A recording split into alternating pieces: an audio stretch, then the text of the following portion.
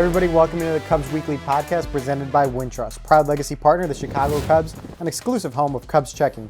Open online today at wintrust.com/CubsWeekly. And as a reminder, we're available on all podcast platforms, so be sure to rate and subscribe.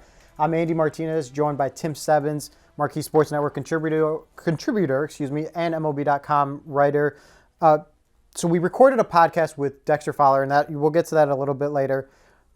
It was recorded before Thursday's finale in Washington, and as the game was going on, there was reports by Jeff Passan and others that the Cubs are calling up Matt Mervis. So Tim and I got back together, and we're recording this podcast again a little bit after the news broke, and we're talking all about Matt Mervis. I guess, Tim, what was your first reaction when you heard the news that the Cubs are reportedly calling him up to the majors? Cubs Twitter can take it easy for a second, Yes. Take a deep breath. I don't know if I said this to you, I think maybe beforehand, but I feel like every day when I've gone on Twitter, without fail, off day or not for the Cubs, Mervis pops up on my trends. Sure. On the right side. And Yeah. It's like thousands of people are tweeting Matt Mervis. And this is something that fans have been looking for a while, and I think it's something that in this season we expected at some point. And it's finally here 1 month into the season, this guy who obviously has had quite a calendar year in the minor leagues. Yeah, and want to preface it by saying, too, like, we don't know the corresponding move right now. So, like, we know Matt Mervis is up. We don't know what the corresponding move will be. They have 26 guys on the 26-man roster, so there'll have to be some sort of roster move made. There's an open 40-man spot, so you would think he would just take up that open 40-man spot, and they don't necessarily have to make a 40-man move. But again, we're getting way ahead of ourselves in terms of that. We don't know. We probably won't know until at least Friday's opener, when he's reported to make his big league debut, join the team. Yeah, I guess, Tim, you mentioned his meteoritic rise through the system. Excuse me, that was a mouthful, but It's a hard word. It is a really hard word. I bit more than I can chew off, but slashing 305, 383, and 599 with 42 home runs and 146 RBI in 161 games over the last 2 years. I mean, that's like insane. WRC plus weighted runs created plus of 153. This is kind of what the Cubs are kind of missing right now, right? In a lot of sense, or at least that's what you're hoping you're getting in terms of what you're missing. Well, I think going into the season, the power department is one area with the offense. You perhaps looked and said maybe they don't have enough there. We knew the lineup could put the ball in play. And then in terms of power, there were some questions, like what does Cody Bellinger do? Trey Mancini is someone who has some pop, but that was perhaps what do you get out of him? Is he a 30 home run guy like he was a few years ago, or maybe somewhere in the middle? We know they lost Willson Contreras as a free agent, and he was a top power guy for them a year ago. This was a guy, I think, going in when you said, based on what he's done in the minor leagues, if that kind of profile, we don't know what he's going to be, 500 plate appearance sample size, but you knew he has pop in his bat, and if it could translate to the big leagues, especially from the left side of the plate, that'd be huge for this team. Again, we don't know how it translates, but the profile, I think adding that to the lineup, you like that a lot. And I think the big thing for me when calling him up, and again, we still don't know exactly how the Cubs are exactly going to use him, but just given his makeup and what we know about him, you'd think it'd be some sort of platoon role with Trey Mancini at first base. And if that's the case, I think that's the best. I mean, they already gave him a little bit of a soft landing in terms of waiting to call him up a month into the season, but I think it's also a little bit of a soft landing, given the sense, if they face a tough lefty, Matt Mervis doesn't necessarily have to play, and you don't have to have him face up in a matchup that he might go 0 for 4 with 4 strikeouts. That doesn't benefit him. That doesn't benefit the Cubs. So Trey Mancini having that leverage of being able to use Trey Mancini in that spot is huge, in my opinion. That it allows Mervis some growth opportunities, and we kind of seen it with Patrick Wisdom, right? Whereas in 2022, he had to play every single day, just given the roster buildup. He had to play every single day. He had to hit every single day. Good matchup or bad matchup, he was playing every single day, and it wasn't the best version of Patrick Wisdom. And now this year we're seeing him, and he's hitting a lot of home runs. He's hitting a little bit for average. He's playing pretty good defense, and the matchups are right for him. And he's hitting all the way down in the 8th spot in the lineup. I think there's a potential for Matt Mervis to kind of be in a similar mold where the Cubs can use him when they know he can be successful. And who knows, it might come this weekend at Wrigley Field against the Marlins. Yeah, I will say, though, I think by this move, I think him and Christopher Morel, in fans' eyes, they were in the same boat where fans have been kind of pining for both to get called up. And I think at least with Morel, you look at it like you don't want to call him up if you can't get him consistent playing time. I think Mervis, frankly, is in a similar boat, and I don't think they're going to call him up and not play him consistently enough. And I think with him, the difference is, I think you're right, with first base as a lefty bat, him and Mancini, there's an option there to kind of split playing time. But there's also the designated hitter, and that opens up at bats for him. And I just don't think, if it's a very tough lefty, I can definitely see maybe this day is a good day to get you a day off. But and the Cubs, frankly, too, with their roster, they have a lot of pieces that are kind of interchangeable is not the word, but the flexibility gives you different lineup options, right? You can move Wisdom to first base. You can move Mancini to right field to give Seiya down. Yes, to your point, you can move pieces around. Right. So I think there's a lot of options here, but I think at the end of the day with Mervis, by calling him up, he's not going to get called up and play twice a week. There's just you want to see what you have in him. This guy is already 25 years old. He's been in minors for only a couple of years, but he was a college guy when they landed him in 2020. He's here now. See what he can do. Throw him in there. Yeah, I mean that's the thing is you can speculate all you want, and yes, it's AAA, so the numbers aren't going to I don't think he's going to hit 40 home runs in 161. I mean, I'd never say never, right? But again, to the point that I'm trying to make is you don't know until you put them in there, right? Mm-hmm. You don't know if someone can sink or swim until you throw them in the water, and this is kind of, for lack of a better term, they're throwing them in the water and they're going to see what Matt Mervis can do. And the hope is that he can hit for some power and provide some solid at bats from the left-handed side that they've been needing. But yeah, to your point on Morel's the other one that everyone's been talking about. The way the lineup is constructed right now and the way the roster is constructed, if Morel were up in the big leagues, he wouldn't be playing every day, I don't think. Or he wouldn't even be playing regularly because he's not playing at third base. He's definitely not playing at short or second, and he's not playing in the outfield. So that's just limiting his at-bats where, at least right now in AAA, he's getting everyday at-bats. He's getting everyday games. He's working on some of the things that he's really struggled with in the majors. He struck out a lot in the second half of 2022. This year, what was worrisome about his start for me was he was striking out a lot.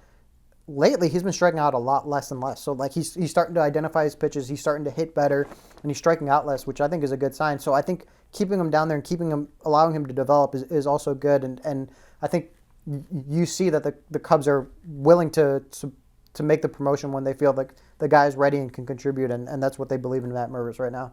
Yeah, and I think with Morel, the big thing, like you said, when they're able to contribute, that's not a one-way street. That goes for not only what the player can bring, but to what they're doing, but how they can fit on the roster and the pieces you have. And I think with Mervis, though, like he is 25. That's like what we said. He was somebody, I know he was undrafted in 2020 because that draft was obviously shortened to 5 rounds because of the pandemic. But I remember Dan Kantrovich said last summer after the 22 MLB draft, Mervis was someone, this is when Mervis was really rising up. Mervis was someone the Cubs targeted as a round 3 to 5 talent. And for the Cubs, they got almost fortunate that he didn't get drafted by anybody. They didn't take him. And I want to point out really quick before you continue, 2020 COVID pandemic, so it was a 5-round draft. So 3 to 5, that's, in any other draft, that's the back end of the draft. That's not a priority necessarily to draft. Right. And he, correct me if I'm wrong, it was the Cubs and the Yankees were 2 teams interested in Mervis? I believe, yeah. There was multiple teams, but I remember David Ross even called Matt Mervis because it was like college recruiting in the sense that as soon as the draft was over, guys that weren't drafted, you can call them. Ben Leeper was another guy that that was undrafted that they signed that they were really high after. So it was a lot here's our pitch, here's why we believe, and Matt Mervis, chose the Cubs, and the Cubs are hopeful that he made the right decision. Yeah, my whole point on saying all that too is just undrafted, and we've been both saying this right here, right now. We were saying let's see how the production looks in the big leagues, but at the same time, he's someone who had a lot of pedigree in that draft, and in 2021 that was a strange season. A lot of guys didn't play in 2020 in the minor leagues, obviously, because the minor league season was canceled. So he had a slow first season in 2021, but since then he's been really good, and he had some pedigree as a draft prospect where I don't want to, with any prospect, you don't want to put too high expectations from the get-go. That's not fair, but you also, for him, I don't want to downplay his numbers in the minor leagues and what he's done. There's something there that's really been impressive, and now it's time to see what he can do in the major leagues. Yeah, that's the thing, too, is prospects, a lot of people refer to prospects as lottery tickets, right? You don't know what you're going to get. The Cubs are it's time to find out what they got, and they're hopeful Matt Mervis is something. And he got a little bit of taste this spring, obviously playing at the WBC with Team Israel. He played some of the best pitching in the Dominican Republic and Venezuela and Puerto Rico, like really, really top arms. And then he was in big league camp with the Cubs, and he got to learn from Eric Hosmer. He got to learn from Trey Mancini. He was around some of these big leaguers that, like, you can't quantify those things, but those are real things of like, hey, this is what it's like in the major leagues. This is what you can kind of look forward to when you get to the major leagues, and now he's going to get that chance. And he's still going to get to learn from those guys, yeah, obviously, too. So it's not what is the Theo Epstein phrase that everyone likes to say? Like progression is not, or development is not linear. Right. So like, yeah, it's not. He hasn't gotten to the major leagues, and this is over. Like, there's still going to be some growing pains. There's going to be there's going to be ups. There's going to be downs. We saw it with Morel last year. I think that's a good example where he started off so hot, then he struggled, and now we're seeing him kind of on the up and up. With Matt Mervis, I think there's potential for it to be really, really good. But there'll also be some struggles, and that's not to be unexpected of literally anyone. Like, I mean, the best players struggle all the time. So I think it's fair to say that for Matt Mervis, we'll see some ups and we'll see some downs. But the Cubs are hopeful that the ups are going to be pretty good. Yeah, and I would think that's a good point that you're saying. It's like what needs to be clear is this is not a one-stop shop to fix the Cubs offense or to give the Cubs offense what it needs, right? Like one player doesn't do that, one promotion doesn't do that, but he can certainly help. And like we keep saying, it's time to find out. It's time for a next challenge for him, frankly. Yeah. Like last year he played in 3 minor league levels and he's continued to hit. He carried over what he did in AAA to end 2022 to this season. So now it's time for another challenge. And I think it's exciting for Cubs fans and the organization, too, to get another homegrown player up here. Yeah, it's going to be an exciting weekend series against the Marlins. Obviously, Matt Mervis, you can catch it all on Marquee Sports Network, but you also got the Cardinals after that with Willson Contreras back in town. So it's going to be an exciting homestand. And I'm looking forward to it and looking forward to this interview that you guys will get to listen to right now with Dexter Fowler and Tim and I. We chatted with him prior to the Thursday's game, and then we're chatting now during Thursday's game. And we'll hear more about it after a commercial break from our sponsor, Wintrust. You've got the jersey, the ball cap, the foam finger. Everyone can see you're a Chicago Cubs fan from a mile away. Ready to take your look to the next level? Upgrade your wallet with an exclusive Cubs debit card, which you can get when you open a Wintrust Cubs checking account. With no monthly fees, free ATMs nationwide, and a $300 bonus when you open your account. Start showing your Cubs pride with every purchase. Sign up at wintrust.com/Cubs. Only $100 required to open. No monthly minimum balance and no monthly maintenance fees. Member FDIC and equal housing lender. We got a special guest, Dexter Fowler. Dex? I don't know if I'm that special. I mean, one of us has a ring here, so I think that's pretty special. That's true. So I think it's enough to call you special. Thanks for joining us, man. No, thanks for having me, for sure. So we want to talk about the Cubs. Started a good April, then a tough road stretch. Just early on, Dex, I'll open it to you too, Tim, but I'll start with Dex. What have you thought of this team? Like, what has been your general consensus of the team? I like the pedigree of the team. I think everybody goes through. That's why you play 162 games. Everybody goes through a little slide, but especially on the road, if it's a long road trip and you're coming off you might meet a hot team or even those teams that you're supposed to beat, you just don't get it done. But like I said, it's a long season. Yeah, we're recording this right before Thursday's finale against the Nationals. So, like we said, a tough road trip. But Tim, what have you thought of the team? What have you seen in this 15-15 start so far? I think you like the rotation. I mean, I think the rotation going in, you knew the pitching, the defense, that was going to be their kind of their calling cards. And I think after Stroman Steele, in the rotation early on, it was having some hiccups. But I think as the month went on, you've seen the Smileys and Tyon before he went on the IL had a good start.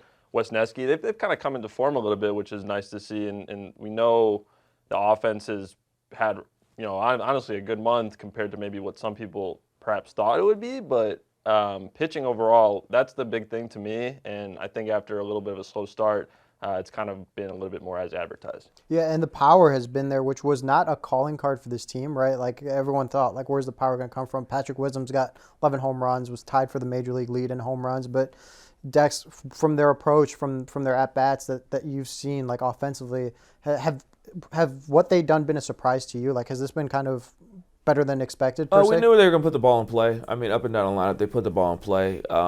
obviously Wiz has the pop and some of those guys like obviously Dansby but just stretching out the lineup up and down the lineup, the dudes are going to put balls in play. So sometimes you put balls in play and there's no shift, you're good money. Yeah, and that's been impressive. You mentioned it too, like the offense. Like, what for you has been the encouraging sign that like this can be sustainable? Like, what do you think has been the facet that you're like, okay, I think this is why they can do this over 162? I think they've gotten just contributions from some guys that perhaps you knew some things have to go their way. Like, Hap, Suzuki would hope, Swanson, like those kind of guys, Nico. But Cody Bellinger, like if that guy, what he's done, if you get that over 162, that's huge for your lineup, right? I mean, let's think about it. Dude's MVP. Yeah. Right. Dude's an MVP. I mean, he just needed, for me, he just needed a change in scenery. Yeah. Like, I talked to him in spring training, and, just his mindset, it was totally different. It was refreshing to hear and see his mannerisms and to talk to him. And he's back to, I feel like he's back to his old Cody Bellinger. And like you mentioned in spring training on one of our Cubs 360 shows, you mentioned he's got that like MVP pedigree back. He's got that swagger back. Yeah. Like the way he carries himself. I thought the biggest thing for me, there was an at-bat in this national series where he swung and missed and went on one knee. And like that's the first time as a Cub that I've seen him do that. That's been the biggest thing for me is his approach at the plate where he's not taking those big swings. I think the last 2 years when he was in LA, you saw a lot of those down on one knees or swinging at a ball and the others dug out. Like, what have you seen just in his approach and what he's doing that makes you think that this is sustainable? You can tell a lot by a guy by his takes. And, Sure. I mean, his takes are, there's not like he's won the swing. I mean, if you look at the Dodgers, like, it was a lot of half swings, a lot of like unsure of himself. Like he's taking them with conviction, like, and that right there tells you a lot. And the lefty at bats too have been impressive. I mean, had a couple homers on lefties. Like he's having some success against lefties. Yeah, and like I said, the guy's gonna have like, if you're playing in LA and they're doubting you, it's tough to play there. I played in St. Louis and when they hated me, and it was just like you sit there and it's like, well. Anything you do was never going to be good enough, right? So then you kind of get down on yourself, and then you get, maybe a change in scenery, and you get kind of a, whoa, this is way better. Like, okay, I'm back to being me. They let me be me. I can go play and have fun. I'll add to that too. Like I know, not just April. We'll say up until entering this Thursday series finale, his walk rate 9.3. That'd be his best since full season MVP year 2019. His K rate is 17.8. His career high is 16.4. So that's back down. And his WAR, Fangraphs 1.4. Last year he was 1.8 for the full season. So I think you're seeing some of those underlying numbers with his approach, where he's drawing more walks, he's striking out less, and we know the surface numbers, the average on base and slugging percentage are looking really good. Yeah. I said in the beginning, I said this dude's gonna have a good year. Bottom line. And everybody doubted me. Oh no, he's not the same Cody Bell. Okay, get him out of the LA when they were down them and he really lost his confidence, and then you get him here. I mean, I could see like when I played against him, like when Cody was Cody, he was walking up to the plate with like a bounce, and I'm like, oh, this dude's about to do some, like he's going to do something, right? Yeah. And then the last few years, I saw him walk up to the plate and it was just like, I gotta go hit, like. Yeah. It was not that, and you could see that back. I could see that in spring training. Whether he was getting hits or not, that confidence takes you a long way. Yeah, I was going to ask more about the confidence because, like, it's simple from an outsider's perspective, right, to think like, oh, like you were an MVP, like just think like that. Why isn't it just as easy as that? And like, how difficult is it to try and get back from in a mental standpoint to that level? I would say it like this: like as a ball player. If the fans loved you and everybody loved you all the time, I guarantee you'd play a lot better. Yeah. Right? If they hate, if the organization, like, I remember I was struggling when I first got to Chicago, and I was punching out on like literally balls, right? Yeah. I punched out like 19 times looking on balls. Yeah. And in the first half of the season, and Joe called me in his office, and Joe goes, "Hey Dex, don't worry about anything. Every day you're going to be in here, you're going to hit leadoff. You're going to, I don't care how bad you're doing, you're going to hit leadoff. And that confidence right there, him having that, and you just go in every day and like, hey, I got nothing to worry. Like, all the outside stuff messes with your game, right? Sure. When you're in Little League, you didn't have any of that. Yeah. So you just go play. You go play and you go win. And you come home and you get your little, your little snack and you're having fun, right? Yeah. But there's everything outside, all the outside variables and influence that really, like, crush it, dude. You're playing 162 games. Like, if everybody was behind you all the time, good, bad, or ugly, you had career years every year. Right. That's what people don't understand. Like, Yeah. we're all humans. Yep. Right? Nobody understands that. Like, and it's like no different than going to work in a sense, right? Like, if you work a 9 to 5, like, you're gonna have your bad days, your off days, and you're gonna have your good days. But Right. it's different when it's the public spotlight's on you. Oh yeah. 24/7. But and then it's funny because, like, say you go to work and I go to work, my stuff's online. Like, Right. everybody could be like, "Hey, how did he perform today?" Yeah. Oh, he sucked the last week. Another guy goes to work every day, and he can go home and just be like, "Well, I sucked." The only dude that knows is maybe his boss after a month. Right, Like, right. "Hey, you didn't perform this month." Like, Yeah. us is every day. Like, "Oh, look at this guy. He's hadn't got a hit in 2 games. It's 2 games. Like, Yeah. just relax." Like, Yeah. So you made an interesting point on, like, the 2 games, and in this road trip, we've seen the Cubs offense struggle with runners in scoring position. Like, how much of that is, like, it's a small sample size, right? It's like Right. a few games. How much is that, like, this could be a concern going forward? I don't think it's a concern. I think it's just a matter about first month of the season. You're starting to dwindle down. You're starting to, like, what's this? The second road trip, and it's third road trip, and it's just like you're like, you just need to take a deep breath, step back.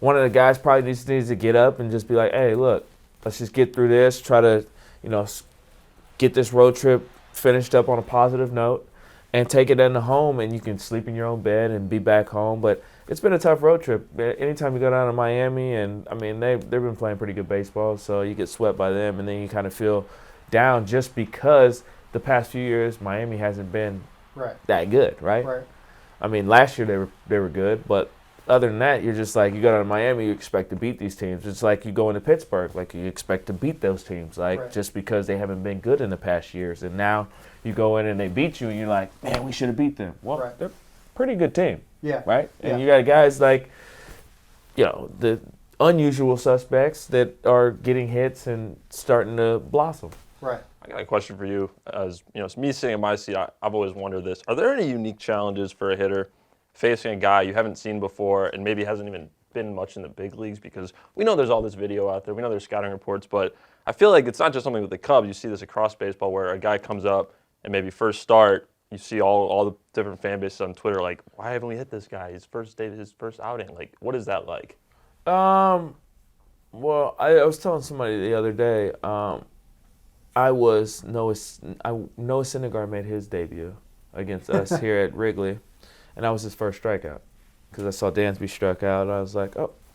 But the dude was throwing at 100 miles an hour, like coming out. Like, it's tough because you really, you can look at all the video you want until you get in a box and see exactly what it's doing.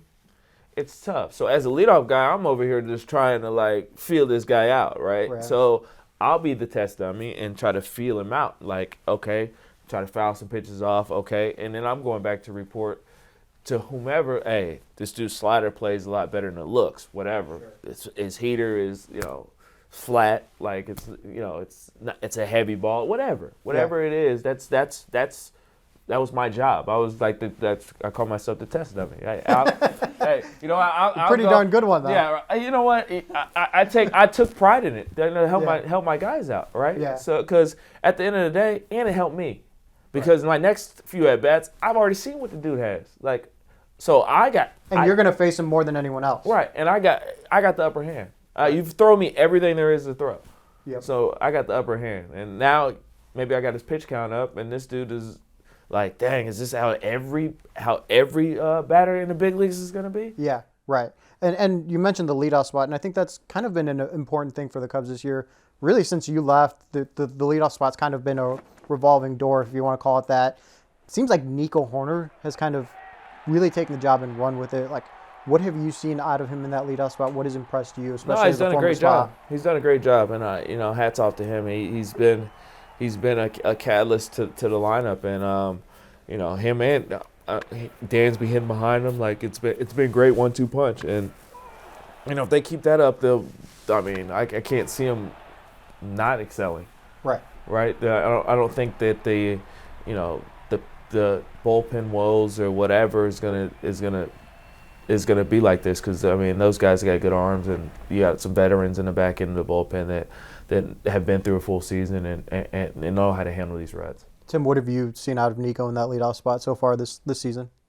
I mean, he's just a hitter, man. He's just a pro hitter. Like, I think he's not someone who you're not going to see him draw 80 to 100 walks a year, but he still has a 350 on base percentage because he's a hitter. And I think if you want a table setter, I think a lot of times people may get caught up in the both aspects of on base percentage, like are they hitting and are they getting their free passes? But if you're going to hit as much as he does, like I don't know if that matters as much. What matters is he's the first hitter of the game, and a lot of the times he's standing on first base when Swanson, Happ, Suzuki, and Bellinger are coming up, and that's all you can really ask for. And Boog mentioned it earlier on the broadcast, one of these past games, that sometimes with Nico Hoerner, a walk or a single can be a double or a triple, right? Because he's got that steal factor, right? Where he can take second, he can take third, and that's something that's really important when maybe you don't have as much slug, right, at the leadoff spot. Yeah, and it's funny because we're totally different. Him and me are I was a totally different hitter. I was the guy taking pitches, I'm taking close pitches. Just from my strike zone, I didn't really feel like I could hit anything outside the zone. Sure. So right. So I'm trying to do damage. What I'm gonna do with a pitch outside the zone? He can hit balls outside the zone. Right. But at the end of the day, I didn't really feel like I needed to steal bases because I had the guys behind me. Hey, look, why am I gonna steal base and potentially get thrown out? Because the rules have changed. Throwing over, guys will throw over 3 or 4 times, but I got Riz, KB, Schwartz, I'm these dudes are going to put the ball in the stands or put the ball in the gap. I'm already in scoring position at first, right? Exactly. They hit a ball in the gap or they hit a ball down the line, and I'm scoring. And that's no problem. It saves you some running, too, right? Yeah, it did save my legs. It saved my legs a lot. Nico's playing second base, I'm playing center field, running all over the place. Exactly. Yeah. It's a little bit different. Yeah. But we touched a little bit on Dansby. Early on there was a lot of walks. There was a lot of getting on base. What have you seen from him in this first month and a half or so, or month and a few days, that's really impressed you in Dansby? I like he uses the whole field. Sure. He uses the whole field, whether it's, he realizes the situation. That's what a veteran does. He realizes the situation. I got to remove a guy over. I got this they got me over here shifted a little bit. I got this hole right here. I'm just going to hit that hole. He doesn't try to do too much, which I love. Well, is that so they always mention it, right? He just took what the pitcher gave him and hit it the other way. But to me, that's something that Tim asked something similar, but that just seems easier said than done. How is he able to do that so efficiently? Practice. Sure. You work on stuff like that. As you go to BP and it's hey, moving a guy over. I'm gonna try and move him over here. You work on stuff like that, and it's intentional practice, right? It's not just going out there I'm just going to move him over. It's really I'm going to get a pitch to hit so I can move him over. I have it. You can tell by a foul ball, this guy, he could have easily pulled that ball, but he tries to stay inside of it. That's giving himself up, but the game will reward you for that. Yeah.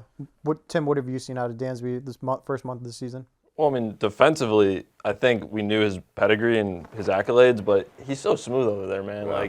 Just plays that look like they might be a tough one or in the hole. He's just so smooth just on the backhand. Maybe he'll slide. I think we saw one of those plays in Washington this week where he gets up quick, fires it across. At the plate, though, he's walking a lot, right? He's almost double his career walk rate. His strikeouts, he's someone who I think entering the year is around 24% career, 25%. It's around 21% right now. And I think you will see more power from him than you've seen so far, but I like the approach overall where he's still hitting, he's drawing the free passes, and with his track record, the slug is going to come. I think the walks I have to do with Nico being on base and stealing bases. You got a base open. I'd rather try to get a double play than a guy in scoring position. This guy can get a hit and score a run, but right. I think that's a lot to do with it. I think if the base wasn't open, he wouldn't be walking. They would try to get ground balls and do all that stuff. What's a base hit if a guy's on first base, right? Was there any worry for you? Like, I mean, it's kind of a big deal when he hit his first home run because it took him a while, and then he hit a second. Like, was that a concern to you at all that he hadn't hit a like? I guess historically he's been like that. Somebody told me the other day, like last year when he hit 25, his first month he had maybe one. Yeah.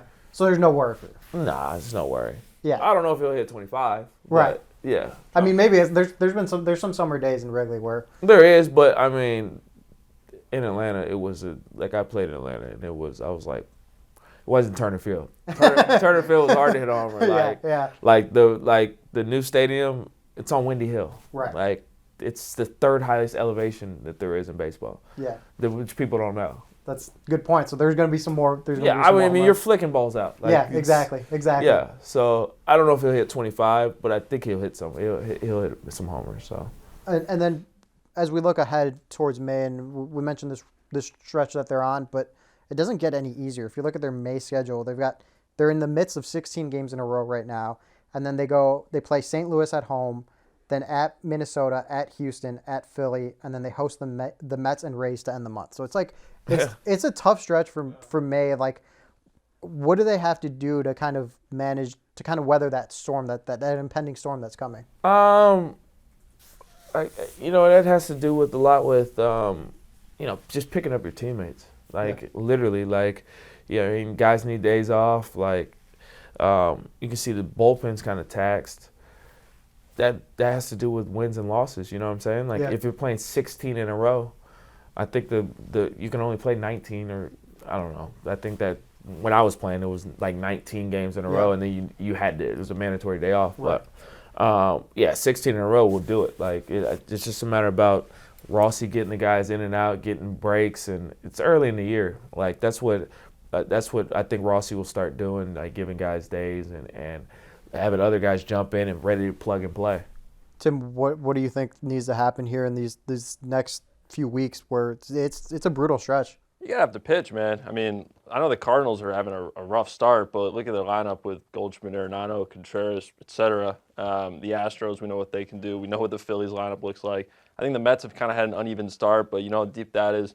And then the Rays, I think the Rays are only the second team since like the 2000 Cardinals to hit 60-plus home runs through their first 20 odd number of games. The Rays are a problem. They are a problem. They're a problem. They can hit the ball out of the park. I was covering them for MLB.com over the weekend, and man, like they said it, and I witnessed it. Like when they don't feel like when they're down, they're ever out, and they showed that with a couple rallies, even one after being no hit for 6 innings. So you're gonna have to pitch. That road trip's gonna be. That's why I looked at it on the schedule. I said that's gonna be the gauntlet. I mean, that's all playoff teams, right? Yeah. Or at least like Minnesota's contending to be in the playoffs. Houston, Minnesota's World good. Series. Houston's good. Philly's good. Phillies are good. And then the Mets and Rays to end it. Like, it's like you think you're coming home and like, like it gets even tougher. Yeah. So it's gonna be a good one. And a lot of these teams too, like I don't know if this has to do with like the new schedule or just April slow starts, but a lot of these teams have kind of been around 500 in the early going, and they're all kind of in the same boat where they're kind of figuring it out still and looking to get going. And I'm not saying that the Cubs is the opportunity for them to get going, but they're going to come in. Everyone has urgency, I want to say, of all these teams, the Cubs included, which is going to make it, I think, more competitive games than perhaps it otherwise could be. Well, I think the schedule is you're playing everybody now. Yeah.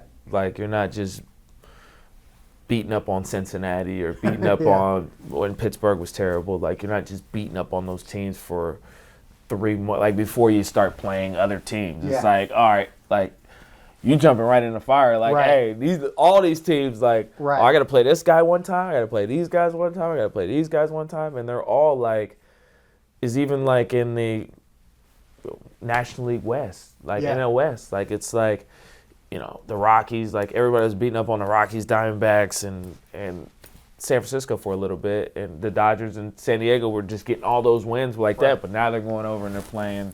And Arizona's a lot better this year. Right, but you're playing like the AL teams too, so you got to go play Boston, you got to go play New York, like those teams, and it's just like, okay, Tampa, Toronto, and like the East is like, I don't know what the East record is. Like the Yankees are in last place. Yeah, exactly. It's crazy. And Brian Cashman had that whole speech on Wednesday about like, blame me, and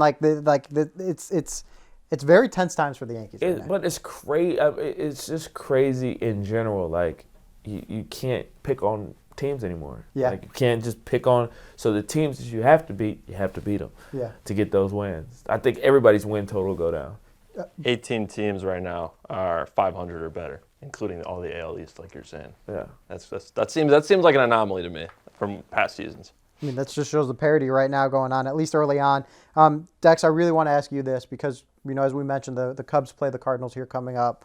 Willson Contreras makes his first trip back to Chicago as a Cardinal. There's not many people that have done that recently, but you are one of those. What can Willson expect when he comes back to Wrigley Field? He'll get a standing ovation. He won a championship here. Yeah. He won a championship here. I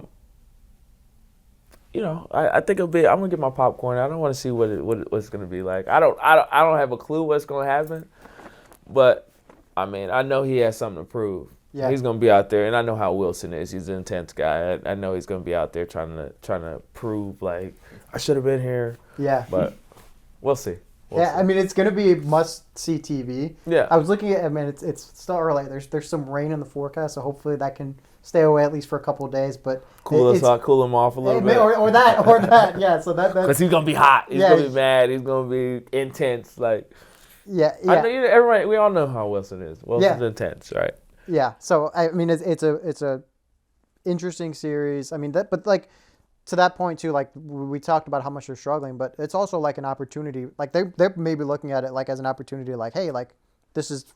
I know Willson is. Yeah, exactly. But even in, the Cardinals, even when they play, like, they get up for Right. Cubs-Cardinals. Like, as we did when we played with the Cardinals. You could be winless, but it's still... Yeah, you're going to get up for it. So Sure. that's a jolt of energy right there. Like, both sides. I've been on both sides, and both teams get up for it. Yeah.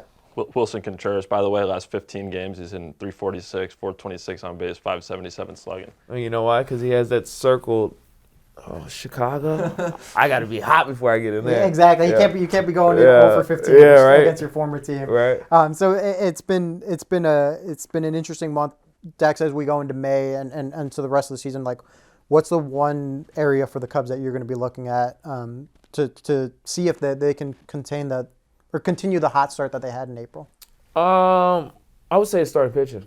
Yeah. Starting pitching stays right there. They're going to keep them in games. The hitting's going to be up and down at all times. Like, that's just how it goes. Whether you're the best hitting team in the nation, like, there's going to be days, weeks that you're just going to be like, hey, look, we can score like 3 or 4 runs, 2 or 3 runs. And if the starting pitching stays right there, they'll be in good shape. Yeah. Tim, what are you looking for the Cubs in May? Like, what's going to be the tell factor that they can continue on what they did in April? I don't know about a tell factor, but like the bullpen, I think the bullpen is one area that's kind of had some hiccups, like 18th in ERA in March and April. They're second in strikeout rate, but they're 28th in walk rate. So like I think there's been a lot of good in the bullpen, but there's also been some things in there where you want to see it kind of get more straightened out. And obviously that's just one element of this team. Yeah. But that's one area I'm focused on that you want to see more from, I think. For me, like, the one thing I'm going to be looking at is the offense in terms of, like, the reason that this road trip hasn't been a total, like, red alert in terms of what I've seen out of the Cubs is because they've been in every game and the offense has gotten those guys on base. I'm not a big believer in, like, the whole clutch thing, right? Like, eventually you'll get your hits.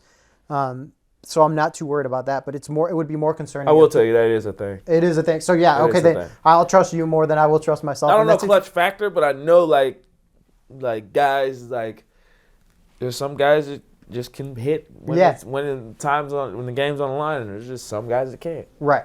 That off Game 7 of the World Series with a home run, by the way. There's some guys that can do it, some guys can't. That's a good point. That's a really good point. But no, like what I'm saying is, like, eventually they'll start getting those hits in with guys in running in scoring position, right? Like, whether if it's going to be like one guy every time, I'm not convinced it'll be one guy every time, but my belief is that they'll eventually start getting those knocks when they need to, even if it's not coming right now. Yeah, at the end of the day, being in that situation, I remember we couldn't get sometimes we couldn't get runners in, but you got to focus on the process. Like, instead of trying to get the guy in, let's just try to take a good at bat. Yeah. Let's just try to do it, and all that will carry over. Maybe you'll get a walk, and you'll pass the baton to the next guy, and then then the pitcher's like, oh man, I thought I had that guy. Guy took a good at bat, and then he throws something over plate, and that guy gets a hit. So you're trying to, like, instead of everybody just trying to just put pressure on themselves, let's try to alleviate pressures on everybody else by taking good at-bats, by, trying to move guys over. So maybe running bases, going first to third, maybe so the next guy, all he has to do is put the ball in the outfield or put the ball in play, right? So then at the end of the day, you're scoring runs and you're not having to do too much to do it. Sure. Yeah. Great point, Dex. Thank you so much for joining us Absolutely. on the Cubs Weekly Podcast. It's been a blast. Tim, thank you for joining us as well. And that'll do it for this edition of the Cubs Weekly Podcast presented by Wintrust. Don't forget to download and subscribe to the pod on Spotify or Apple Podcasts, and check us out in video form on the Marquee Sports Network app and YouTube. Make sure to check out Dex on Cubs Live and Cubs Post Game Live all season long. We've got you covered on Marquee Sports Network. Thank you for listening. For Dex, for Tim, I'm Andy. Thanks for listening.